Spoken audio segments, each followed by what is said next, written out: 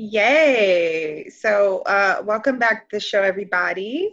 This is Adorable Earth Angel. I have a beautiful friend on with me. Natasha, do you want to say hi? Hi.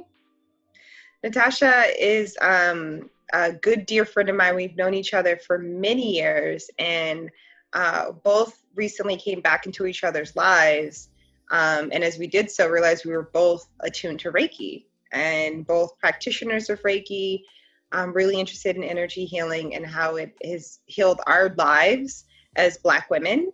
And so we're having a conversation about energy healing at large, Reiki, and how we've come into some aspects of liberation within ourselves. And so I'd love, Natasha, for you to just kind of share a little bit about if you could just give us a little bit of your healing journey and how you came to find energy healing and Reiki.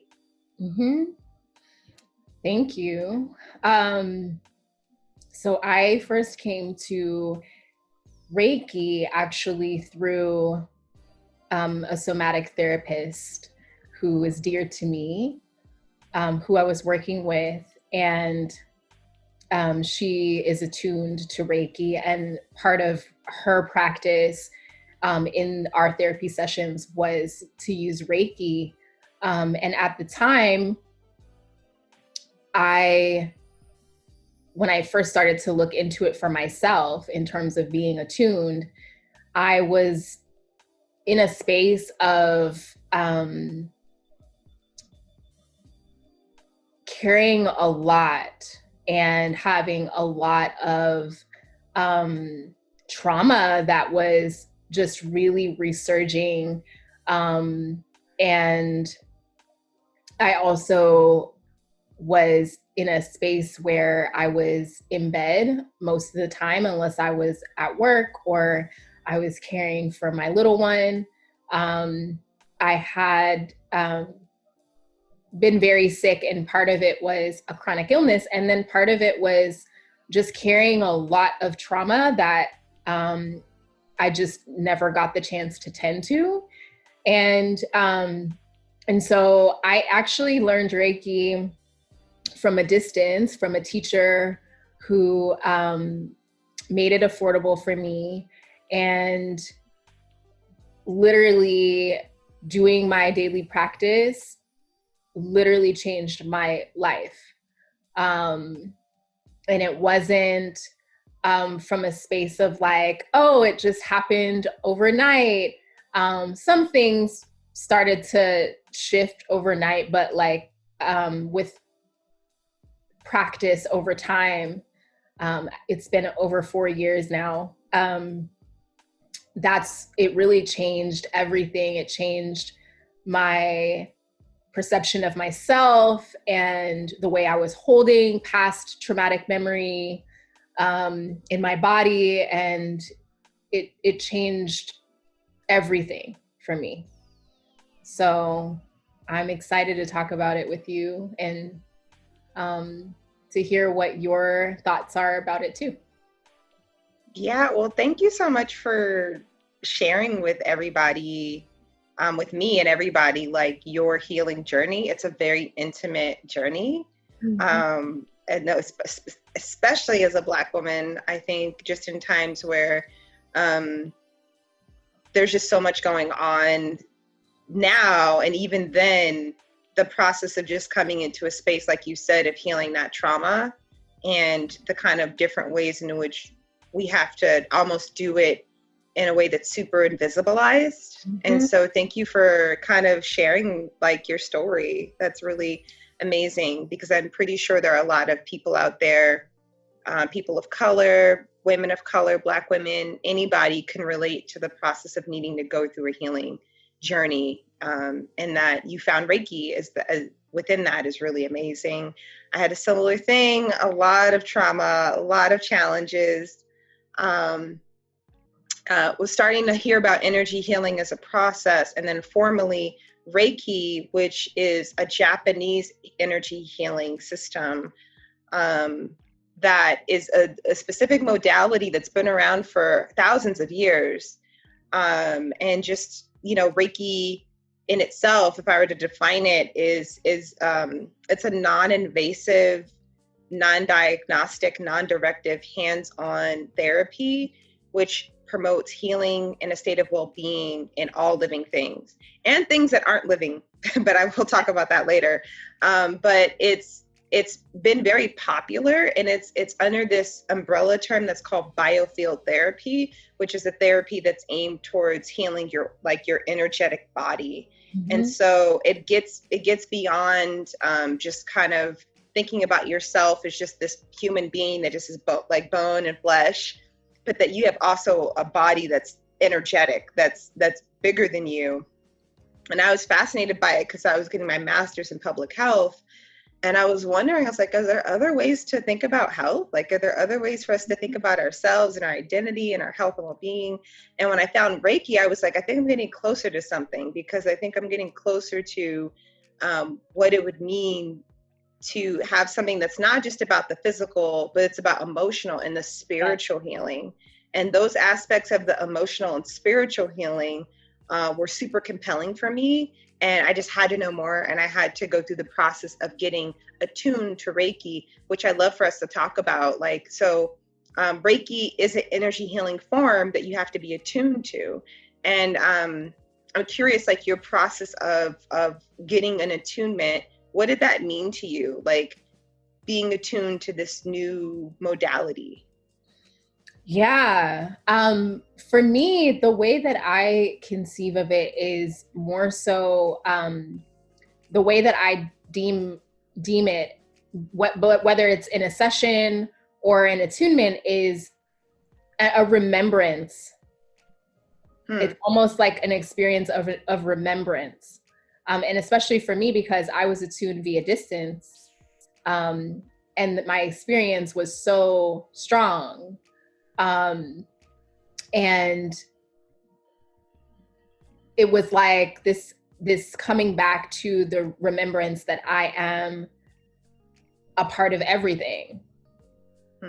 And so that's kind of, that's very vague, but that's how I experience it for myself.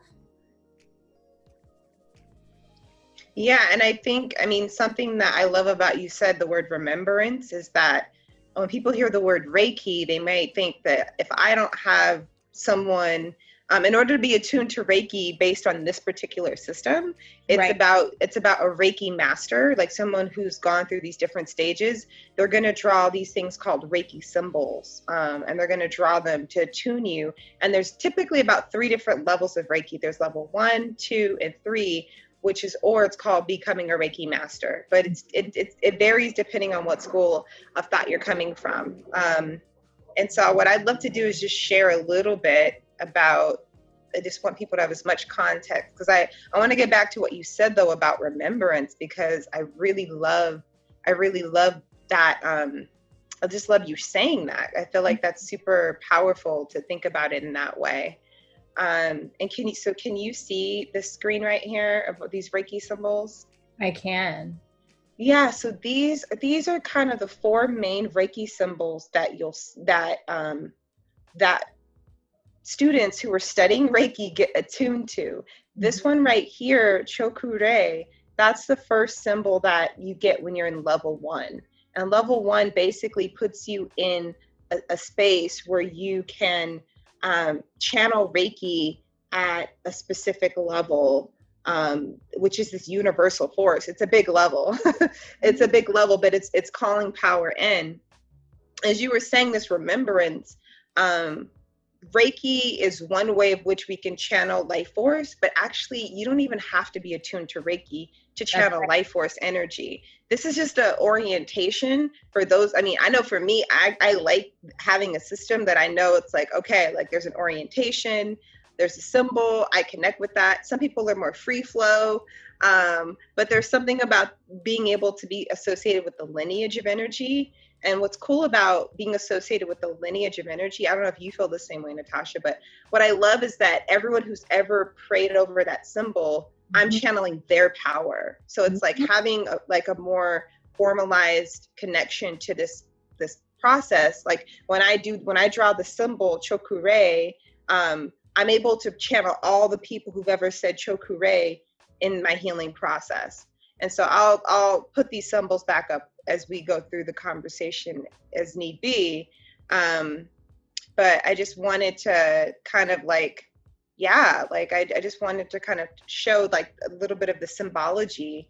And just I'm curious, like, yeah, what has your relationship been with Reiki symbols, and how, like, once you got attuned, like what has been your process of incorporating Reiki into your life? Yeah. So first, I love what you said about, you know, channeling life force that is not exclusive to Reiki. And I feel like it's so important to say that here, on this particular call between two Black women, because this energy, and I've spoken about this before, is indigenous to us. Life force is indigenous to all of us. Whether we access it via ritual, via, incantations, or our voice, or, however we call on that energy, it's there for us. So Reiki is just one way. So I love that you named that. And yeah, so I am one of those people that's a little more free flowing usually. I'll use symbols, and I'm also attuned to a number of different types of Reiki and other forms of energy healing. I enjoy to use a symbol if there's a very specific reason to do so. So like if there's an intensive emotional component, then I like to use symbols for that.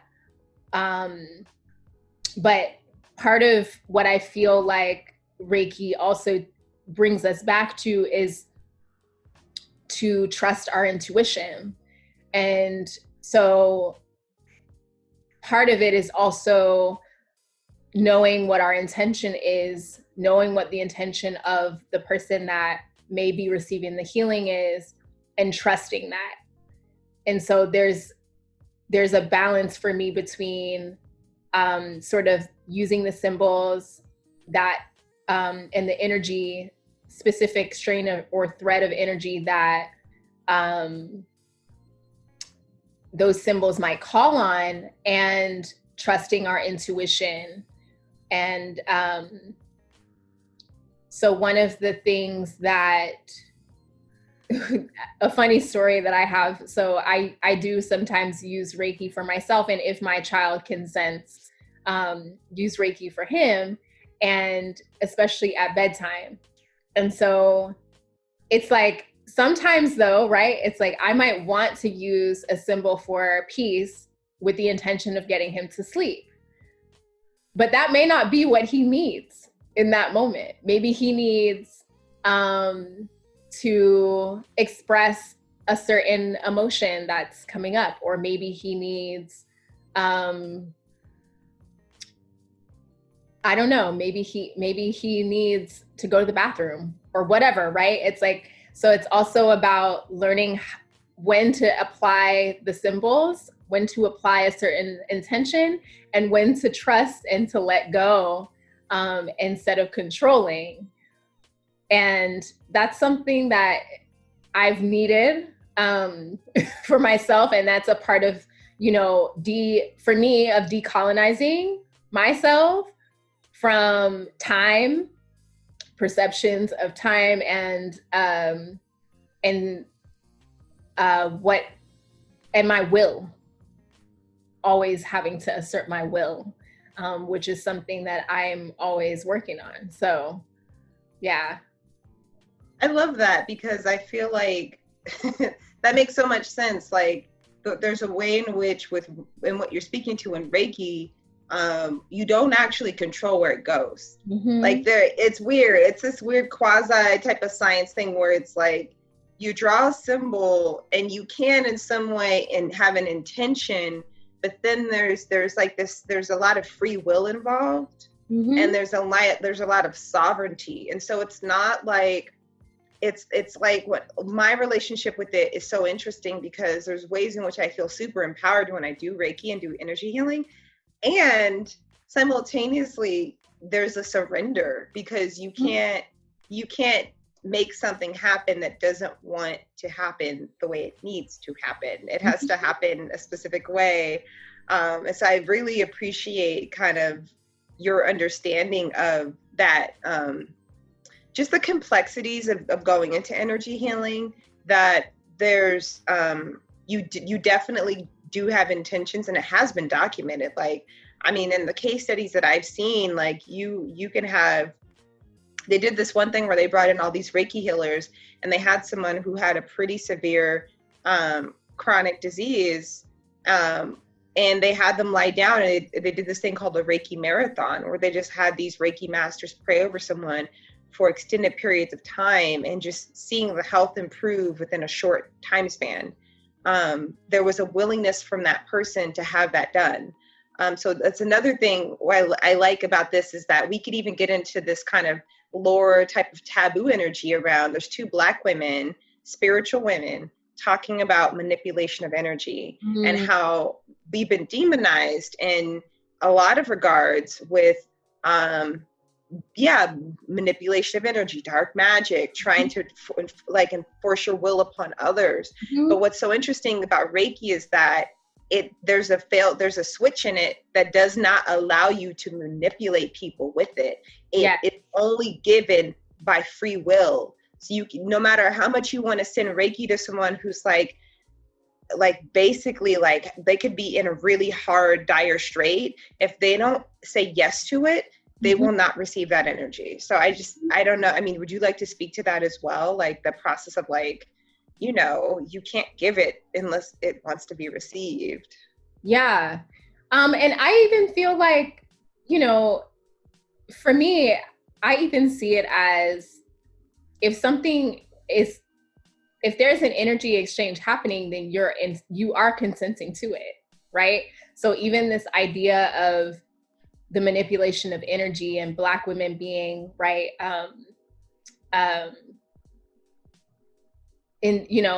bearers of dark magic or what have you, it's your consent to that idea, to that perception, that is what gives it the power that it has. So for me, it's also like, I love what you're saying about Reiki, because absolutely, it's about you receiving the intention, like you fulfilling the intention that you have for the healing, but in balance with the whole, which again brings us back to that remembrance of, it's not just about me, it's also about this larger picture that's happening, right? So again, like maybe what I need when I'm giving my child the peace, the peace symbol, is I need peace.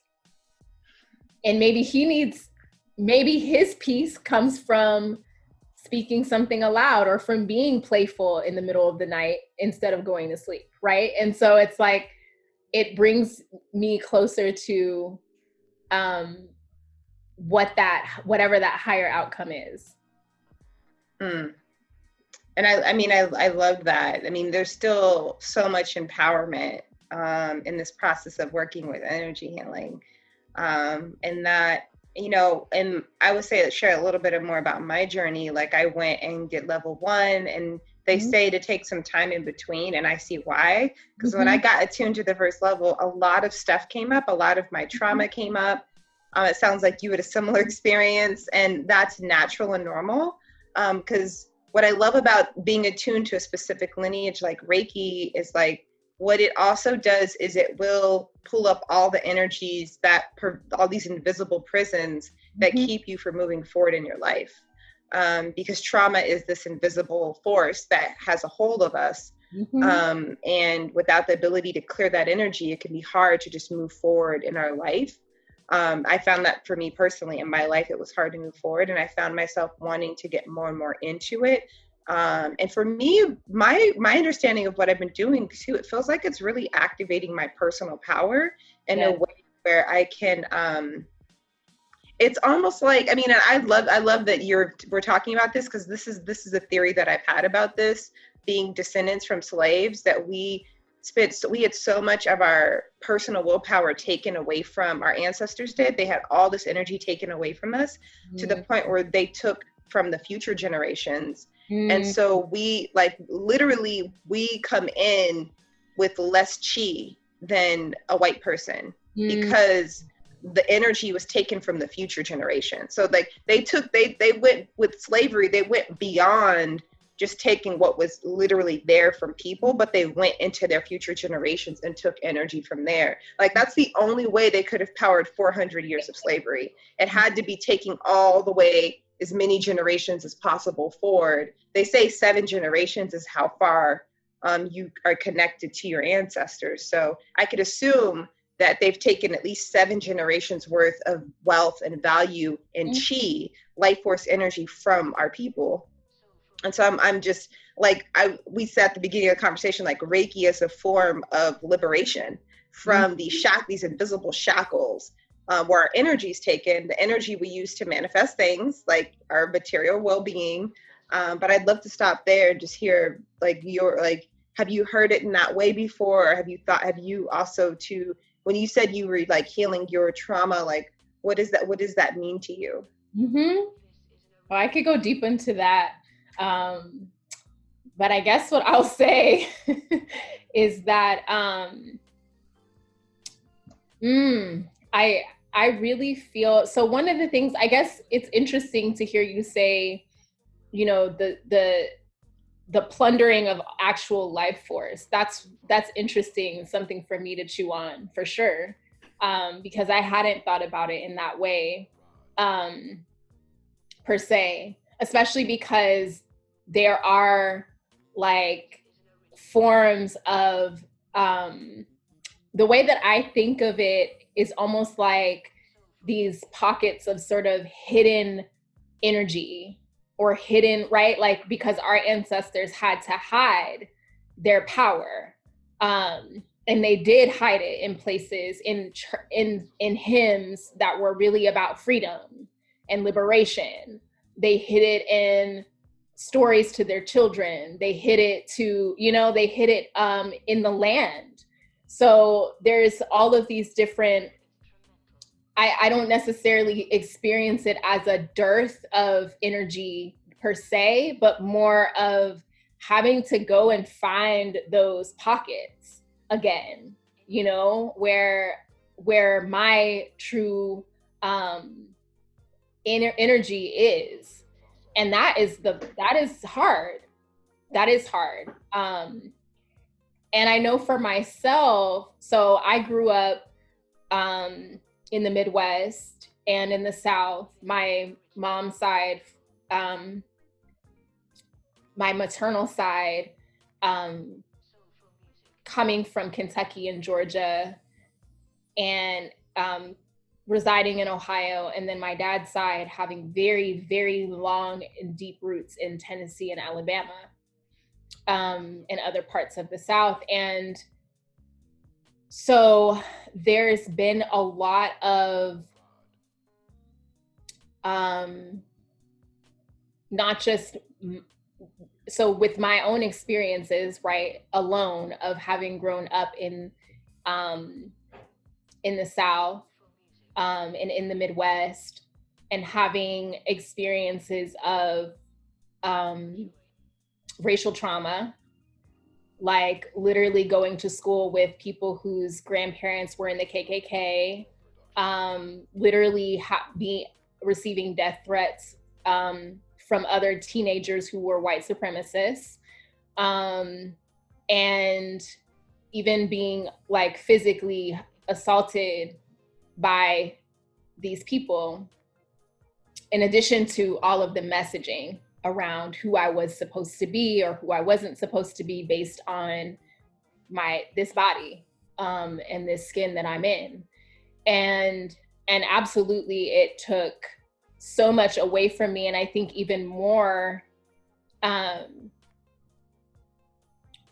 became so caught up in performing for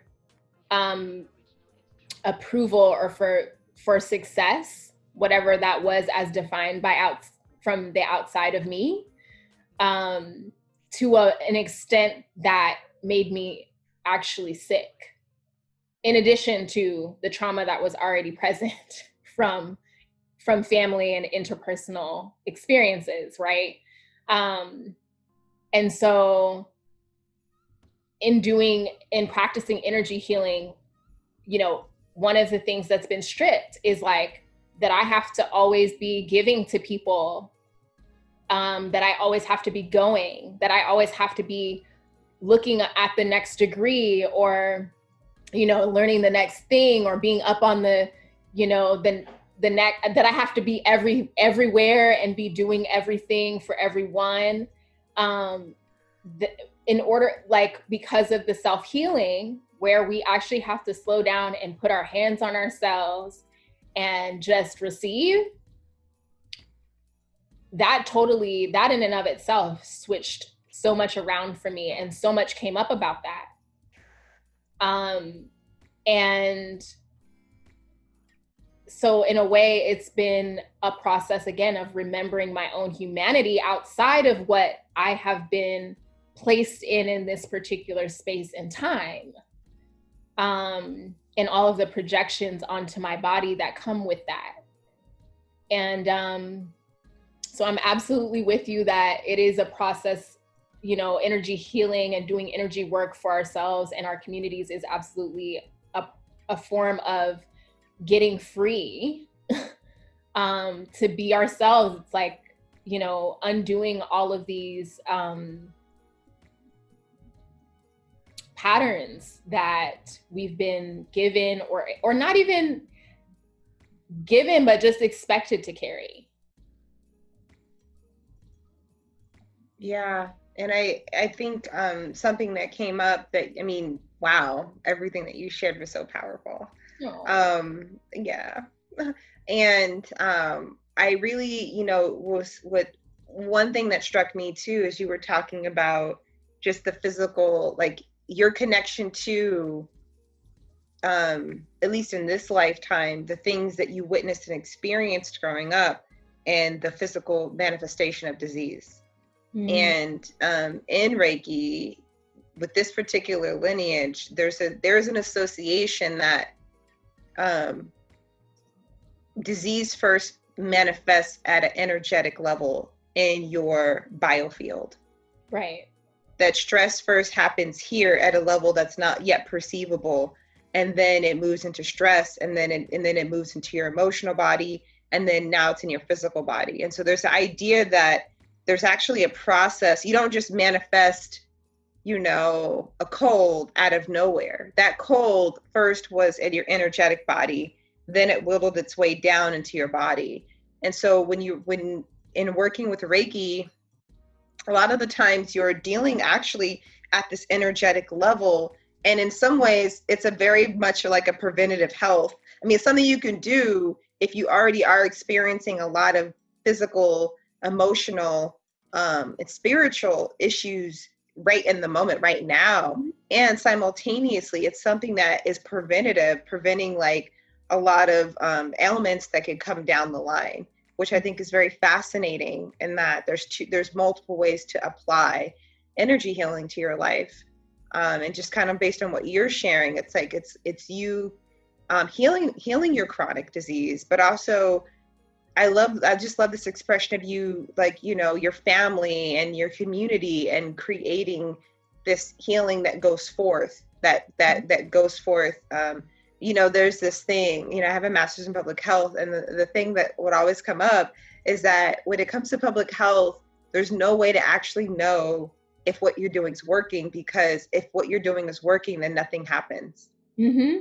No one gets sick, nothing happens. And so I think there's something around, and I mean, I don't know if you feel this, but there's there's something around the invisibilized work that healers do. Like, we don't know that things are great, and you can't say, oh, literally your prayer is why things are great. You just do this healing work. I know maybe in your end, like, yeah, like your process, like what is your reward to do this healing work? Do you just intrinsically wake up and you're like, I'm gonna do some energy healing, like without like there being like an outward thing that's like, a lot of these different other types of ways of being, or like there's in the westernized world, like we get a promotion for being recognized, we get an award. When it comes to healing, it's just like no one knows what's happening in a way. Yeah. I do want to say, one of the things that I feel I hold this, right? Like I hold this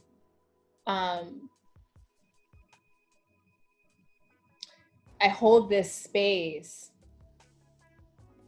this sort of in-between space, in that for me, I feel like so much, just as much as, the idea that we form, right, patterns of stress and pain and things like that in our energy field first. One of the other things that's been powerful for me to recognize as I've done energy work is also, right, like I'm saying about not asserting my will. So one of the things that I feel has helped me so much with Reiki in particular, in regards to, say, for instance, chronic pain, which I had chronic pain from the time I was 9. And it's now, so I had chronic pain from the time of 9, and there's both physical and, traumatic associations that I make with why that was. And then I was diagnosed with an autoimmune condition in college. And then chronic pain got worse. And over time, I was able to, with different modalities, because I'm actually very sensitive to pharmaceuticals, pain medications, I was able to heal the chronic pain. And I do have occasional pain, but it's not all the time. But one of the things that I had an aha about in the process of healing this was like how much my pain was relieved just by leaving myself alone. Just by being like, you know what, this body is okay the way it is. This body is loved the way it is. This body is perfect the way it is. And just that alone was enough to lift so much pain from me. That was, and this is where it comes in, the liberation for me especially comes in. It's like letting go of all of these messages about who I'm supposed to be, who is other than who I am right now, whatever that is. And that alone creates healing from my experience of this modality. So I did want to just say that, like, that's like something that which I struggled with more so in the past, because it's like, well, no, right? It's like we learn, especially being Black, that you do things, like you always have to do something to make something happen. There's no getting it just because you're a beautiful, divine human being. No, you have to work for everything, and you have to work harder than everyone else. And so, like, coming into this space of just letting myself be healed so much internalized racism, hating my skin color, hating, like all of these things would come up and just fly out of me. And yeah, so I didn't get back around to your question.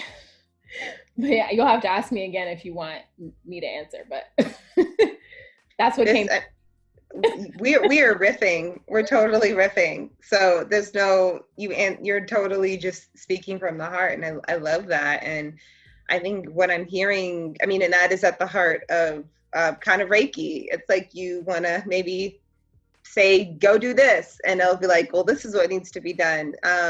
And for those of you, I mean, the folks who are listening, who some people may have had Reiki before, a Reiki session from a practitioner. Some people, this is their very first time hearing about it. When we're talking about giving Reiki, literally what it means is we're asking, just by saying Reiki flow, and then having an intention of it flowing, it flows through the crown of our head, and it flows down into our bodies and out through our palms and our feet. And Reiki practitioners use our hands, either distance Reiki, as you were mentioning, meaning that when she was saying distance Reiki, that means it can travel across time, space, and reality. So you don't actually have to be in the room with someone in order to receive Reiki. That's what it means by distance Reiki. Then there's Reiki where someone's in the room, but they don't actually have to even be touching you. Then there's Reiki where someone can actually put their hands on different placements of the body, different parts of your chakra, and they're not pressing that hard, by the way, but I'm just showing you, arms, legs, and literally just kind of letting that light force. And then the symbols, we draw them with our hands. So we're drawing these different symbols with our hands. These are kind of like the ways in which Reiki is practiced traditionally, is through using these different ways of being. So just to kind of give people a little bit more orientation about what we're talking about, for those who are like, could you explain how this works? And there's ways in which, on your healing journey, it's been great to have structure, but it's also been great for you, I'm hearing, to not have structure and to just be, that Reiki also is this thing of showing, like, yeah, it pulls stuff up, because Reiki is this really high vibration, and it pulls up all the things that are not it as you do it. So the more and more you practice Reiki, the more and more a lot of stuff comes up that you might need to cry it out and just let that stuff out, and to let it move energy. So sometimes I feel you, there's an ebb and flow where I'll be doing healing work, and then I'll just have to be like, okay, I'm just gonna chew on what's coming up right now and not try to dig deeper into doing more energy healing. There's an ebb and flow. But I also know, based on what we've been talking about, that there's ways in which you've infused Reiki into things like tea and into like just different parts of your life. And so I'd love for you to just kind of, on a tangible level, walk us through like how you use Reiki, whether it's like with your food or with whatever type of processes. That'd be really cool to hear. Yeah. One of the things that I have used Reiki for has been to make, whether I'm making like oils, or with a specific intention in mind, or tea, or things like that. I also really enjoy to use Reiki when I'm cooking, just to give me more of a connection and sense of gratitude for what I'm preparing and where it came from, and all of the people that came before to help the food come to me. And then one of the other ways that one of my favorite ways of using Reiki is actually a Reiki bath, and actually running Reiki while I'm in the bathtub and with my intentions. And then also when the water is going down after the bath, just setting the intention that all who encounter that water in any way be blessed, or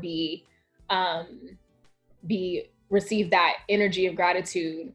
And then obviously I use it for trying to get Paulo to go to sleep, things like that.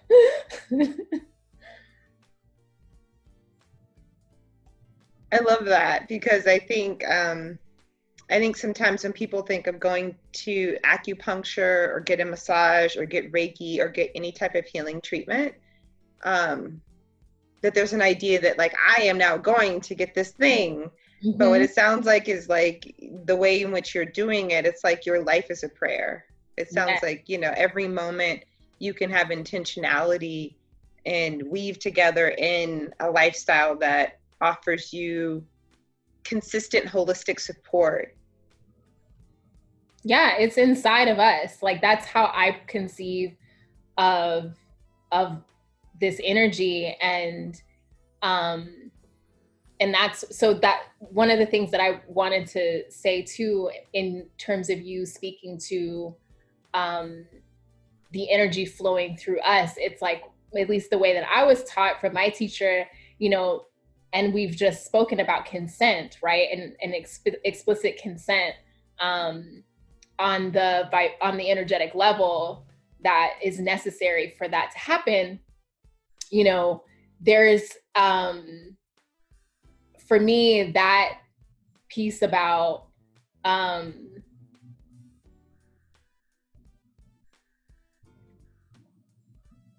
the person that is receiving, even if it's from a channel, is drawing that toward them. It's not us giving you something that's not already inside of you. We're channels and activators and catalysts for your process of self-healing. It's not about us giving you the power to heal yourself. You have that inside of you. It's about that remembrance that you have that inside of you. And that's what I really feel like our an attunement is, you know. I love that. I love that because I feel like that definitely gets us to a part of the conversation where some people out there might be wanting to try Reiki. They're like, oh, you guys are really selling a point on Reiki and how I can feel, you know, I just want to pull up some of the benefits of Reiki because it has many benefits. You know, Reiki helps to reduce pain, depression, anxiety. There's studies on that where they've shown that women receiving Reiki are able to combat postpartum. And Reiki facilitates so many different things within yourself around self-esteem enhancement, a greater sense of self-control, and it also enables you to have like a lot of physical healing, as mentioned by you, Natasha. I know for myself, I've worked with Reiki to work with, I've had some, when I was coming into my spiritual awakening, I had a lot around anxiety and depression. I had both simultaneously. And like yourself, I did not want to medicate. I did not want to go down the route of drugs because I know that addiction runs very heavily in my family on both sides. And that if I need to be addicted to anything, it's energy healing. Because if I got addicted to anything else, I might not come back. So I said, I made this kind of contract with myself that I was going to steer clear of drugs. And I'm so happy I did. And so I was battling a lot of, Reiki pulled me through a lot of just a lot of like challenges with my emotional and mental state of being. And that's where I found it to be helpful for myself is in those emotional states. Yeah, because we're, you know, with the pace that we're in and the way that the society is set up, we're meant to push through shit. Sorry, can I cuss? I don't think so. I think it'll get bleeped. I don't know. Okay, well, sorry, I'll be censored and that's fine. But yeah, there's like so much, you know, for us to push through, right? Especially Black folks. We have always been encouraged to push through things, to stuff it down till later for the convenience of other people, to wait to fit into a box that may or may not be ours to fit into. And the energy healing process in and of itself, just the embodiment of taking time to put your hands on your body, even if you're in transit, right? Like I've given myself energy healing on the BART or as I'm walking, or, you know, in a classroom and with other people, or at jury duty or whatever. And it's like just that intention of I am recognizing that I have a need and that I need to, you know, honor myself in this moment and not constantly be um, you know, scanning for everybody else's stuff, that in and of itself is so powerful.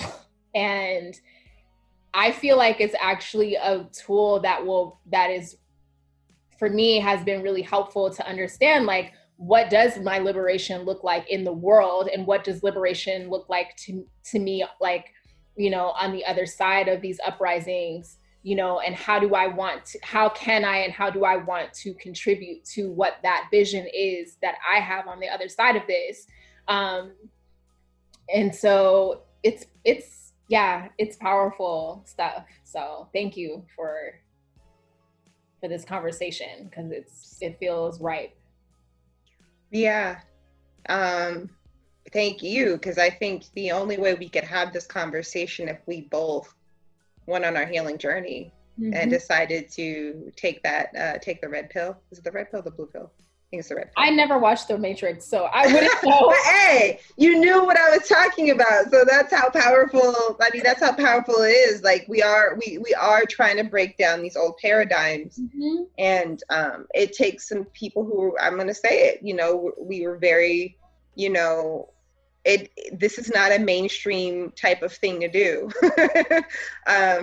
Healing ancestral trauma by way of going through energy healing and spiritual healing is not a mainstream avenue. And because of that, in a way, you and I said we're gonna blaze our own trail, and we met on the other side of it. And even though of course we're on a lifelong journey of healing and growth, but I'm so grateful that you took the time to do that, and that we could compare notes specifically as Black women on this journey, and what that looks like for us, and how there is this opportunity that you speak of, even in these times of COVID, even in these times of Black Lives Matter, especially in these times, as we think about how do we not just conceptually, but how do we tangibly flow life force into the new normal? Like, how do we intentionally flow life force into what we want our future to be? And by claiming our sovereignty, by healing ourselves, by knowing our energy, by owning our energy, by claiming that we are powerful, that informs that, and that influences that. And so there's, I hope people can understand, as we talk about Reiki, parts of it, the fact that you are going to say, I'm going to have Reiki be given to me, or I'm going to flow it, there is a level of sovereignty, even though Reiki will go where it's needed. You activating it and you claiming it is very much, that in itself is super liberating. And I think many more women, Black women, people of color need to be claiming their energetic bodies and owning their health and their wellness, their mental health, their spiritual wellness, so that we can all meet each other at this level and kind of push forward from a place of feeling healthy and not in a place of feeling all of the things that you described, the things that came up for you, the challenges around skin color and not being enough. And for me, similar, like just not feeling like I'm enough, not being smart enough, like things I've had to overcome that Reiki's helped me to clear out, so that I can see you as a queen, because I'm a queen. And so we have that vibration. And I don't know if you've had a similar, I'm just seeing a lot of head nodding, but I would love just some like kind of closing ideas around that conversation. Yeah, I guess I do just want to say too, right? Like, because I think in practice, right? Like, it seems maybe, like, on the other side, it's kind of like, wow, I'm glad that I stuck this out. But the reality of the healing process, right, is like, it set me apart. The need to heal set me apart from so many people in my community, in my family. It changed relationships. It, Preach. Because I was not able, and for me, it wasn't even about like, I wasn't willing to continue the patterns for sure, but it was also about, I was always so energy sensitive anyway. I was such a sensitive, and I still am very sensitive person. And so all of the things that I was seeing in my family and in the larger culture and all of these messages that I was taking in were just like weighing on me so heavily. And honestly, like, I knew that if I didn't heal, if I didn't make the choice to make different choices than I had seen, and to divest from the mainstream, whatever that is, to divest from whatever was taking me outside of myself, that I was either going to be dead from suicide, I was going to be escaping through addiction, I was going to be doing something that was taking me out of myself. And what I wanted so much in my life was just to have peace within myself, period. And right, there's so many layers, right? It's like we have this structural, external stuff, we have our family stuff, we have internalized community stuff, and we have our own personal experiences. There's so many layers, but like one of the things that that makes me feel so passionate about energy healing is like, I've been able to navigate those aspects of life so much differently, having done the healing that I've done for myself. So like, when I come into a family space and there's projections on me about something, whatever it is, that I'm not doing something the way that my family has done something, it hits me differently now because of the healing work that I've done, and I'm able to see them still in love in a way that I didn't in the past, or my ability to own like my sensitivity as a part of who I am, and that's okay. Even though I got all of the messages about how Black women don't cry and we just carry the baggage for everybody with a smile on our face or a scowl, and those are the only acceptable emotions to have. Or when I'm speaking my truth and it's uncomfortable, and not, sometimes I still get my feelings hurt, right? We do, in the process of not meeting the expectations or the prescribed narratives of who we're supposed to be. But I feel much more at ease with myself. And that is in an integrity with myself. And that's the gift. And that's what I can offer to anyone else. Which at this point feels so big. It is. And I mean, that is the greatest gift that we can, and that makes me feel so comforted to know that you're taking care of yourself. Mm-hmm. Like, you're my sister, you're in my community, and I love you. And there's a way in which, by us being attuned to Reiki, even though that did, and I completely can attest, like, that will clear out some relationships that are not good for you. Ooh, won't it? I mean, that cleared out some relationships with people that were really near and dear, like family. Mm-hmm. But that ultimately the Reiki energy gets in your body and it flows, and it's like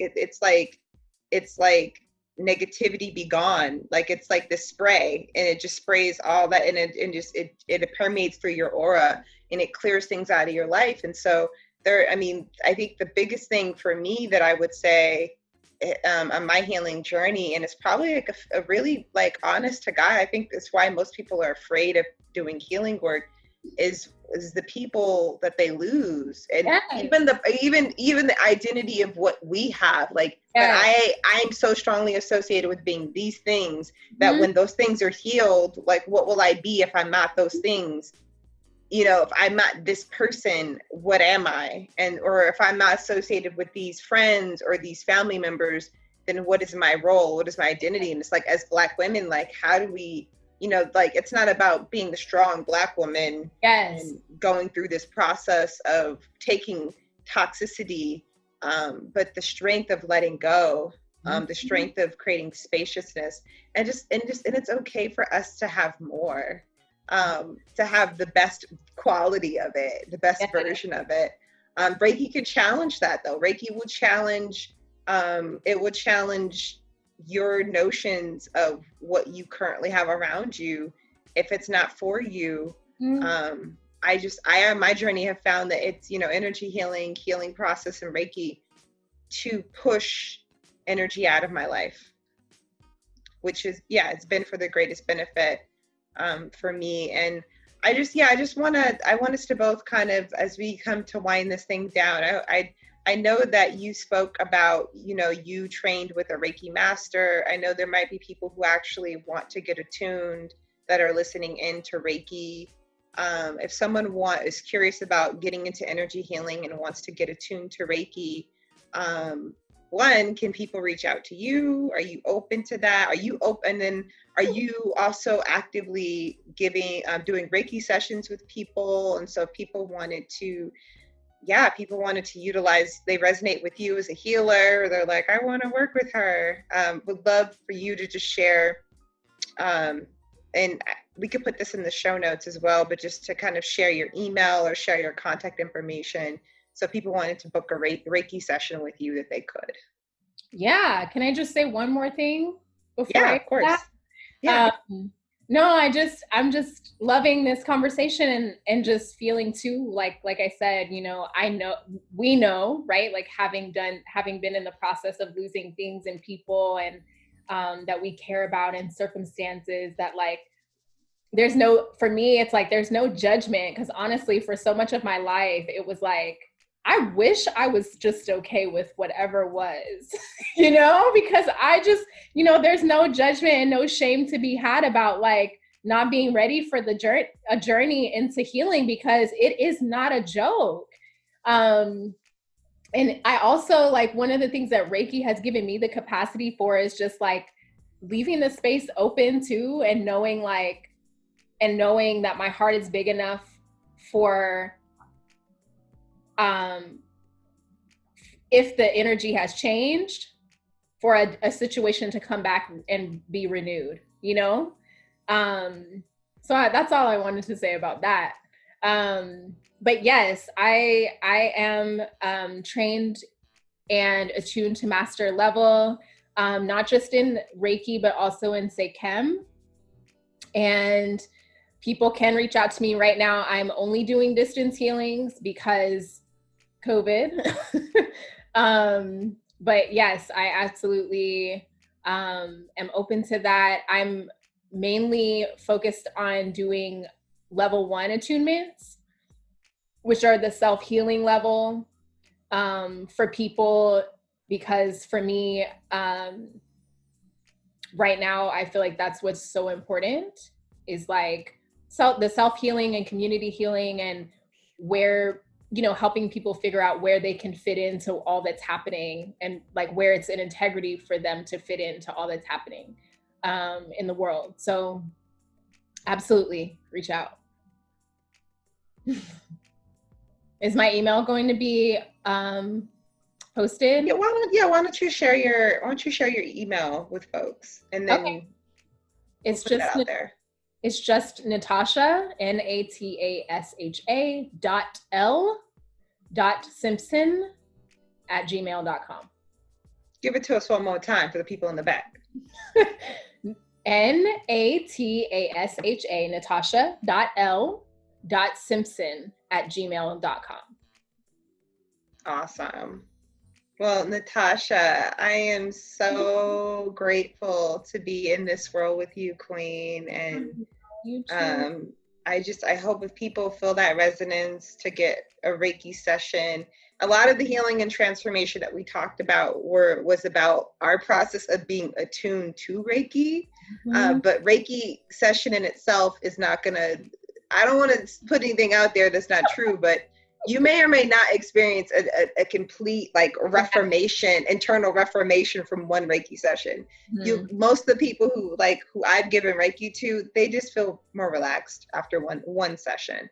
So just to kind of curb your expectations of what Reiki is going to be like, it's just like people who've received it just tell me that they just feel more relaxed and more calm.